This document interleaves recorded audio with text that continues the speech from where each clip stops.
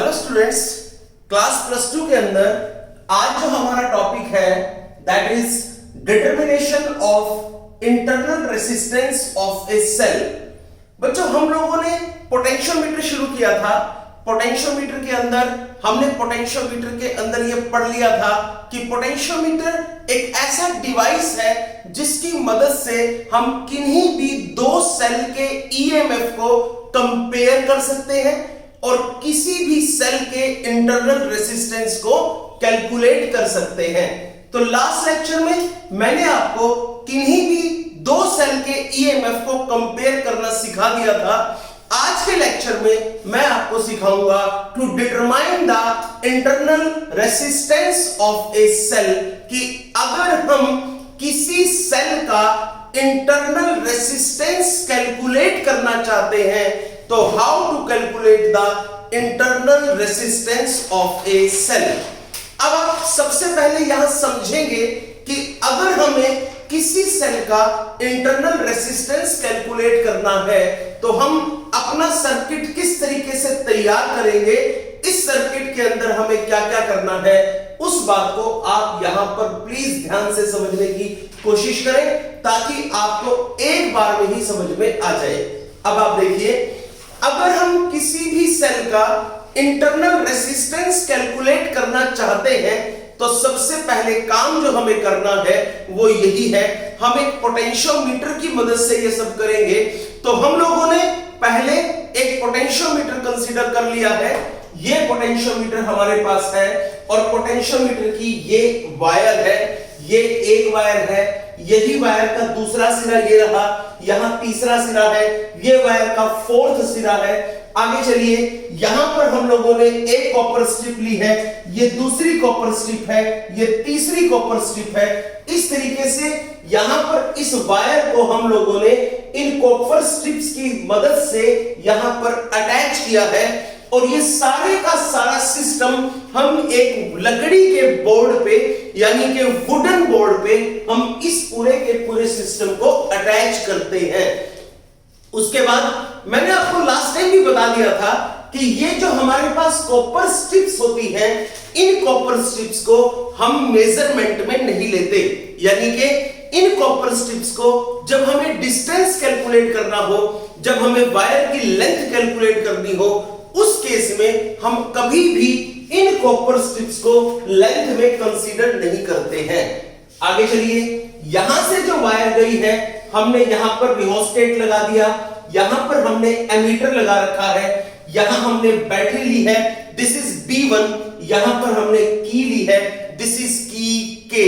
आगे चलिए, आप अगर इतनी चीज को सिर्फ इसको लिखना चाहेंगे तो आप कैसे लिखेंगे? आप कहेंगे we connect the circuit as shown in figure।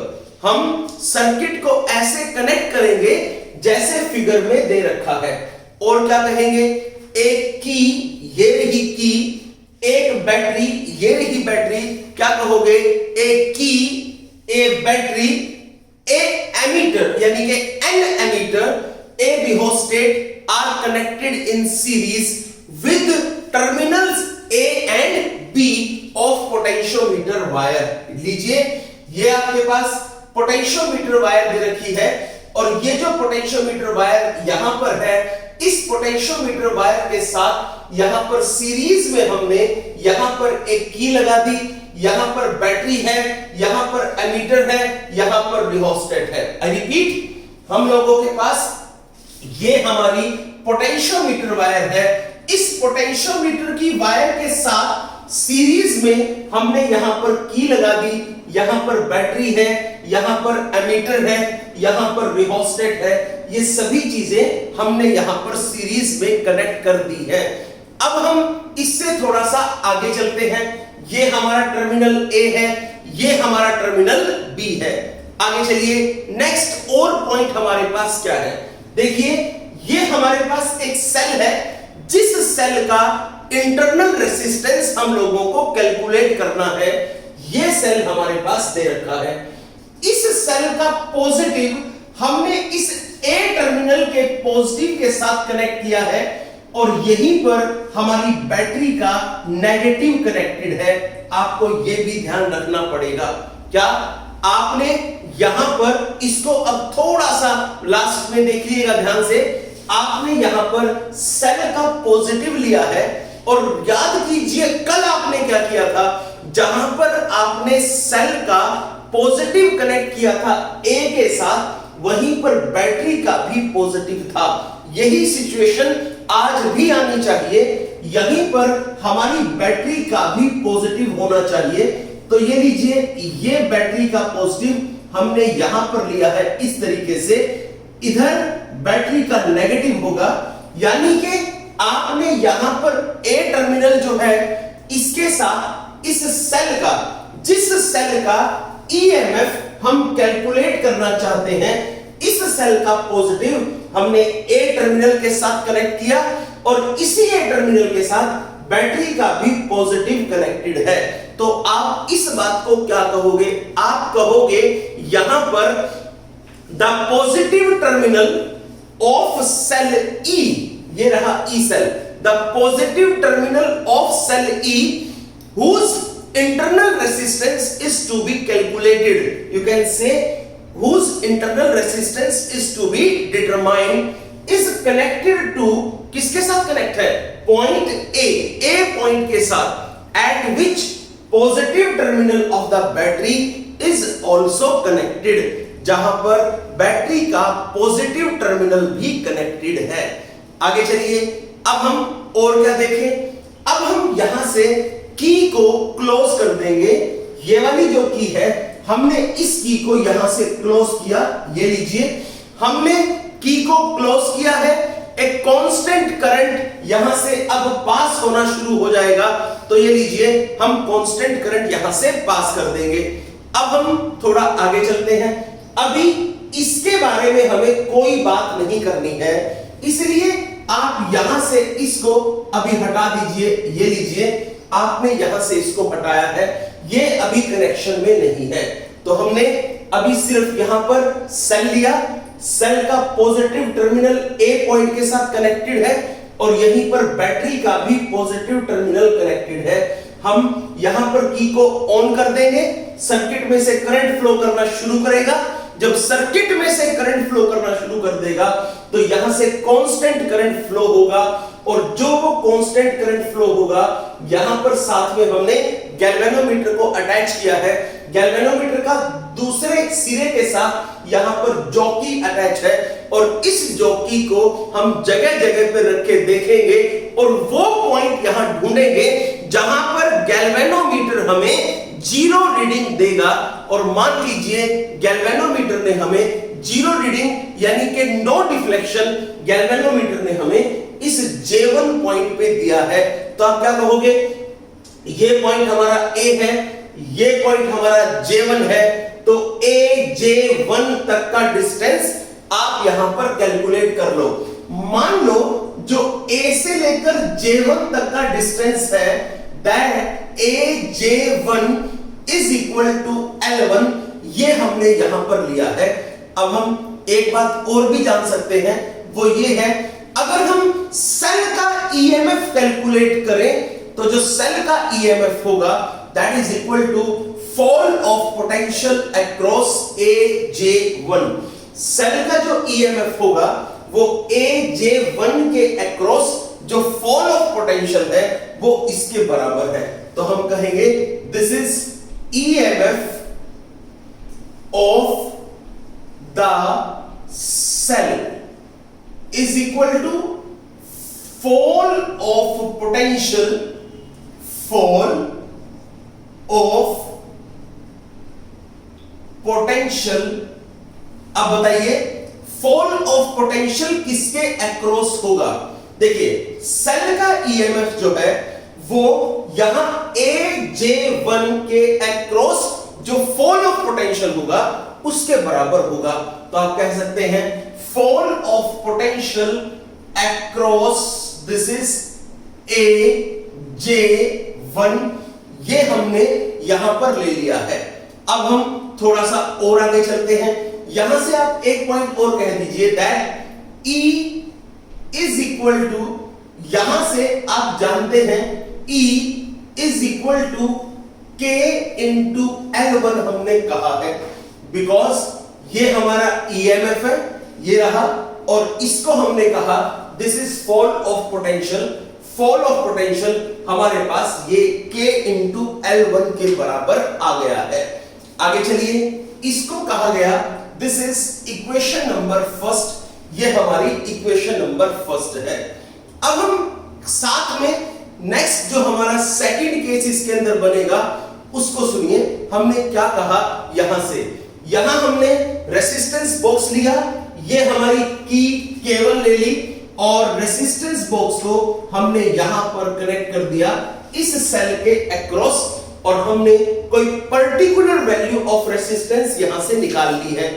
जैसे ही हम यहां से कोई पर्टिकुलर वैल्यू ऑफ रेसिस्टेंस इस रेसिस्टेंस बॉक्स में से कैलकुलेट कर लेंगे तो हम कहेंगे कि मान लो हमने कोई रेसिस्टेंस यहां पर इंट्रोड्यूस कर दिया है और इस की को हमने क्लोज कर दिया। अगर इस की को हम क्लोज कर देंगे, अब हम फिर यहां पर डिफ्लेक्शन मिलेगा हमें। हम इस जॉकी को फिर जगह जगह पे रख के देखेंगे जहां पर हमें ये गैल्वेनोमीटर जीरो डिफ्लेक्शन देगा। हम वहीं पर इस पॉइंट को ले आएंगे। मान लीजिए हमें गैल्वेनोमीटर जीरो डिफ्लेक्शन इस पॉइंट पर देता है, तो यहां पर आप क्या लिखेंगे, यहां पर आप ऐसा कह सकते हैं देन लेट, ऐसा बोला, this is Aj2 is equal to L2। ये हमारे पास है, गैल्वेनोमीटर ने कोई डिफ्लेक्शन शो नहीं किया।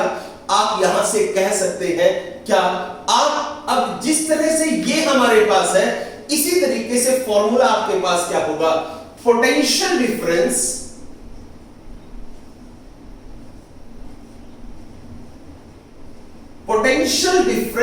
ऑफ V, यानी कि आप ऐसा कह दीजिए potential difference V this is equal to किसके बराबर है, फॉल ऑफ पोटेंशियल, ये रहा फॉल ऑफ पोटेंशियल अक्रॉस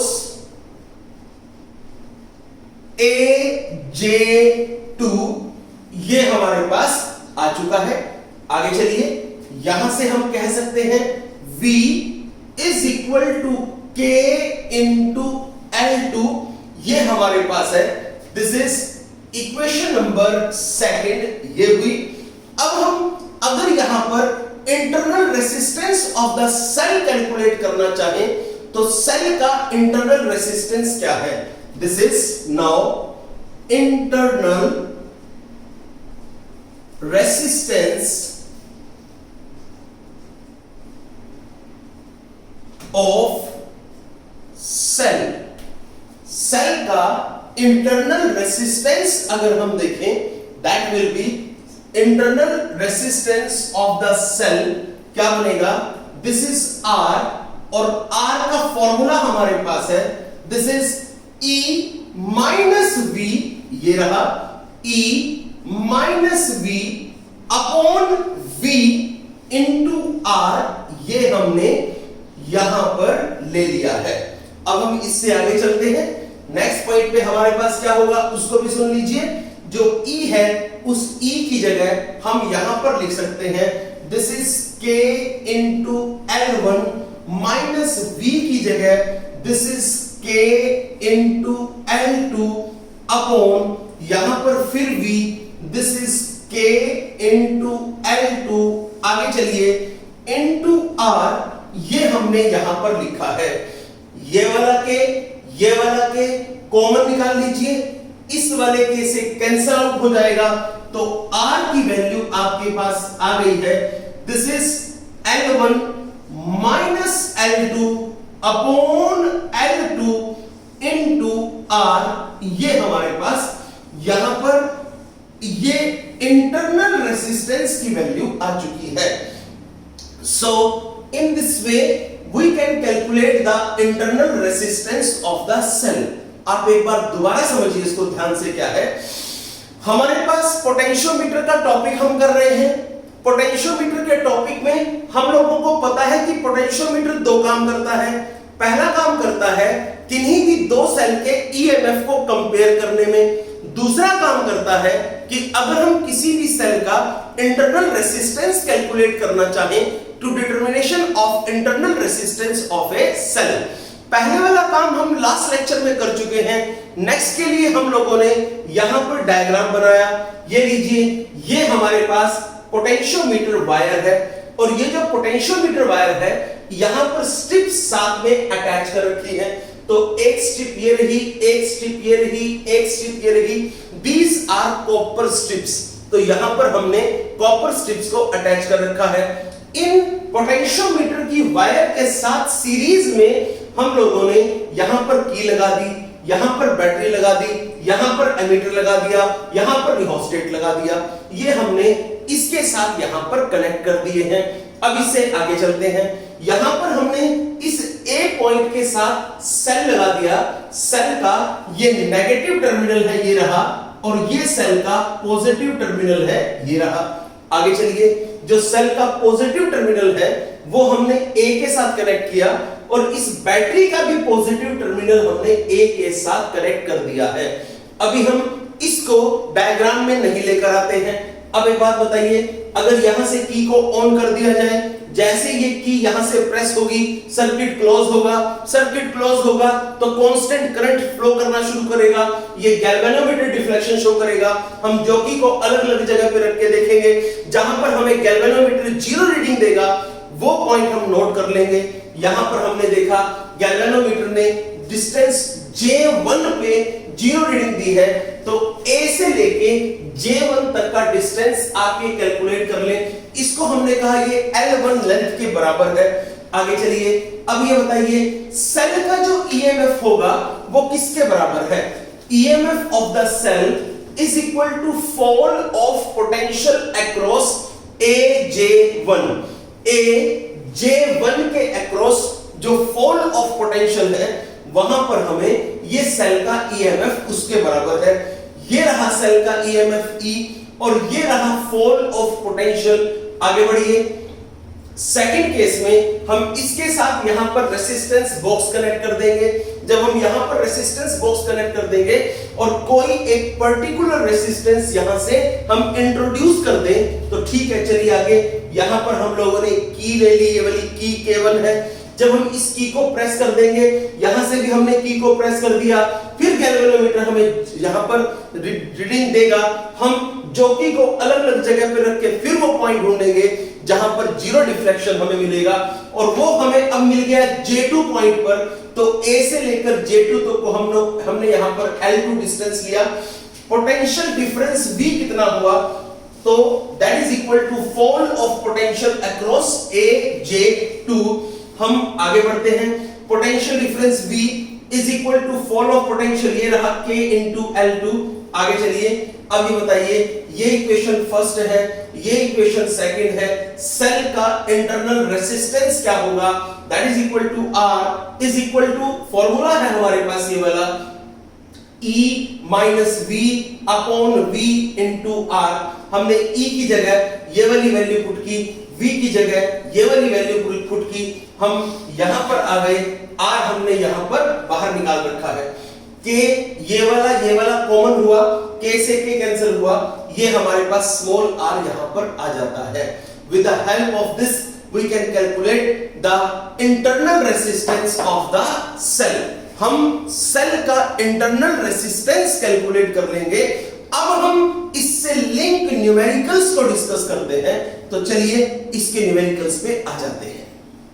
देखिए स्टूडेंट्स, अब हम पोटेंशियोमीटर से लिंक न्यूमेरिकल्स को डिस्कस करते हैं, और इस सीरीज में हमारे पास पहला न्यूमेरिकल आता है, that is numerical number 23 in your notes.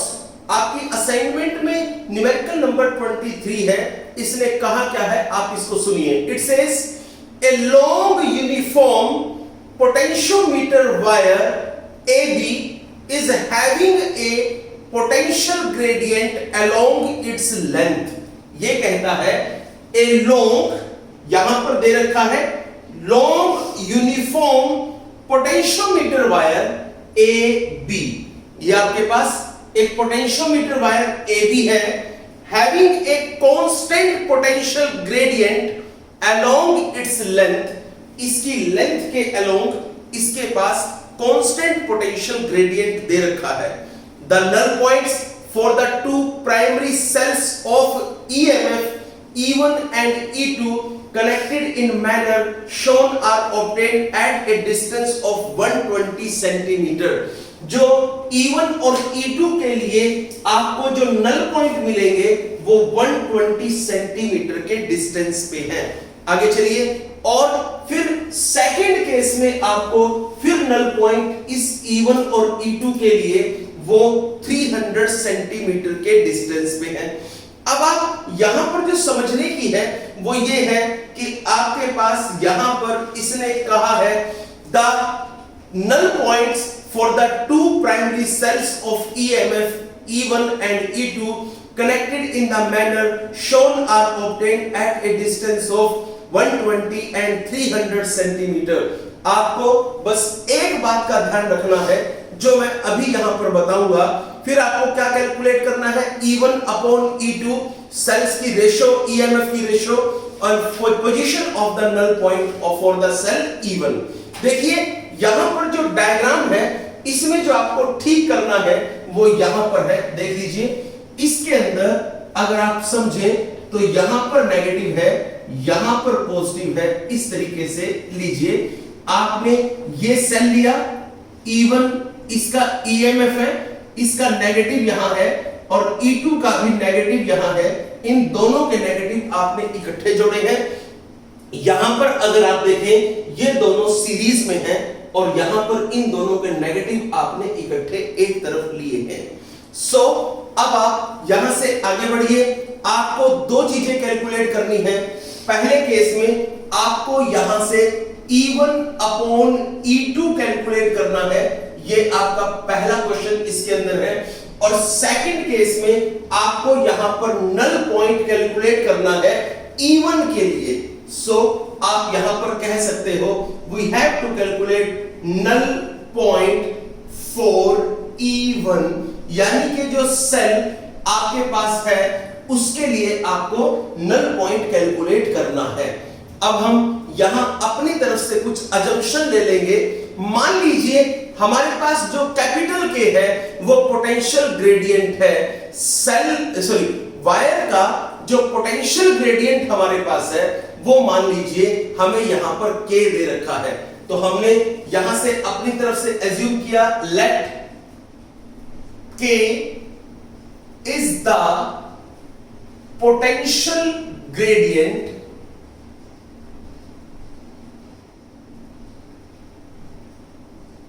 of wire in volt per centimetre. मान लीजिए वायर का पोटेंशियल ग्रेडियंट जो है वो वोल्ट पर सेंटीमीटर में आपको दे रखा है। अब आप यहां पर देखें, यहां से अगर आप देखें इसको तो इस केस में दोनों के दोनों सेल्स इकट्ठा करंट एक जगह पे लेके जाएंगे। हम कह सकते हैं that is E1 plus E2 is equal to 300 है। बट एक बात देखिए, ये जो 300 है ये तो डिस्टेंस आपके पास है ना, आपको इसको प्रॉपर फॉर्म में लिखना है। तो आप यहां पर इसको पोटेंशियल ग्रेडियंट यानी कि K से मल्टीप्लाई कर दें। आपने इसको यहां पर लिखा, ये लीजिए, this is E1 plus E2 is equal to 300 into K आपने लिखा। सेकंड केस आपके पास ये रहा। ऐसे केस में आपको पता है जब भी हम ऐसे इस तरीके से लिखते हैं यानी कि एक किस्म से हमने इनको पैरेलल में लगाया, इन दैट केस हमारे पास यहां पर 120 K हमने लिखा। सेंटीमीटर में डिस्टेंस हमारे पास ये है, हमने इसको पोटेंशियल ग्रेडियंट से मल्टीप्लाई कर दिया, हमारे पास रिजल्ट यहां पर आ जाता है। आगे चलिए, अगर हम E1 plus E2 is equal to 300 kelvin है, E1 minus E2 is equal to 120 kelvin है। अब हम यहां से कैलकुलेशन कर सकते हैं, हम यहां से E1 और E2 दोनों को कैलकुलेट कर सकते हैं। अब आप समझिए हम किस तरीके से कैलकुलेट करें।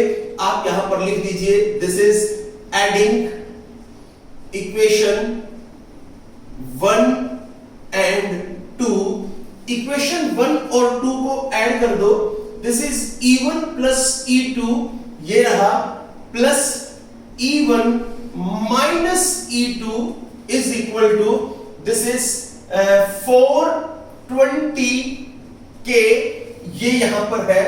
आगे चलिए, नेक्स्ट इज इस E2 से E2 कैंसिल हुआ, 2E1 is equal to 420k हुआ। आगे चलिए, E1 is equal to this is 210k, ये हमारे पास आ चुका है। आगे चलिए, अगर हम अब E2 की वैल्यू कैलकुलेट करना चाहें तो E2 की वैल्यू हम यहां से पुट करके या यहां पर पुट करके इजीली कैलकुलेट कर सकते हैं। क्या बनेगी? E1 plus E2 is equal to 300k। आगे चलिए, E1 की वैल्यू यहां पर पुट करो, this is 210k plus E2 is equal to 300k। यहां से अगर हम E2 को कैलकुलेट करें, this is 300k minus 210k, E2 is equal to 90k, ये हमारे पास यहां पर है। आगे चलिए, अब हम अगर इससे E1 अपॉन E2 कैलकुलेट करना चाहें तो E1 अपॉन E2 हमारे पास क्या है? That is 210k upon 90k, ये रहा, k से k कैंसिल। अगर हम यहां पर सोल्व करें इसको तो यहां 0 से 0 कैंसिल, हमारे पास आया है E1 upon E2 is equal to 21 upon 9, this is 7 upon 3, यानी कि हमारे पास E1 अपॉन E2 की जो वैल्यू आई है दैट इज 7 अपॉन 3, ये हमने यहां पर लिख लिया है। चलिए, अब हम इससे आगे चलते हैं। अब हमें यहां पर वैल्यू कैलकुलेट करनी है, किसके लिए? अब हमें यहां से, अब सबसे पहला जो काम हमने करना था वो कर दिया। दूसरे केस में हम लोगों को नल पॉइंट की पोजीशन निकालनी है E1 के केस में। तो चलिए ठीक है, हम यहां से कैलकुलेट करते हैं। वो कैसे होगा उसको देखिए। आपको इसके सेकंड केस में ये पता लग चुका है, यहां से जो E1 है this is equal to 210k, आपको पता होगा this is E1 is equal to होता क्या है? k into L1, this is equation first, this is equation second. आगे चलिए, हमारे पास ये फॉर्मूला है, हमने लास्ट टाइम जो डिराइव किया था। अब यहां से E1 is equal to 210k है, यहां पर E1 also equal to k into L1 है। अगर हम यहां से इन दोनों को इक्वेट कर दें from equation first and second, अगर हम यहां पर इनको इक्वेट करें from this you can say L1 is equal to 210 centimetre, ये हमारे पास आ गया है। यानी कि E1 के लिए जो नल पॉइंट आया है that is at 210 centimetre, 210 centimetre पे जो हमारा सेल E1 है उसकी वजह से नल पॉइंट हमें मिल जाएगा। This is our question number 23.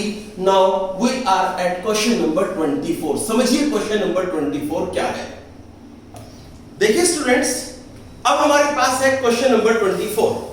Question number 24 में क्या कहा उसको सुन लीजिए। It says in a potentiometer a standard cell of EMF 5 volt and of negligible resistance maintains a steady current through the potentiometer wire of length 5 meter. I repeat, यानी कि इसने कहा कि एक पोटेंशियोमीटर में एक सेल दे रखा है, स्टैंडर्ड सेल, जिसका EMF 5 वोल्ट है और उसका रेसिस्टेंस नेग्लिजिबल है, वो मेंटेन करता है एक स्टेडी करंट को पोटेंशियोमीटर के अंदर, जिसकी पोटेंशियोमीटर की वायर 5 मीटर लेंथ की है।